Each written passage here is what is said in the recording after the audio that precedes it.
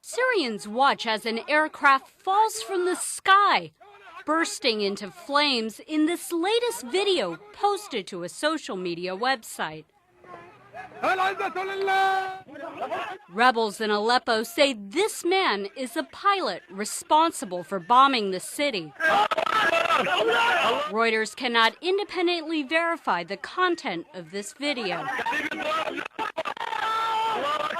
Cursing at him, they lead him into a building and question him. Other video from Idlib shows rebel fighters targeting government aircraft.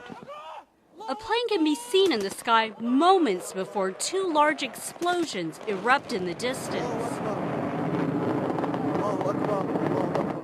Idlib and its surrounding areas are critical because they flank the main highway connecting Damascus to Aleppo. It was just one of several explosions to rock the country.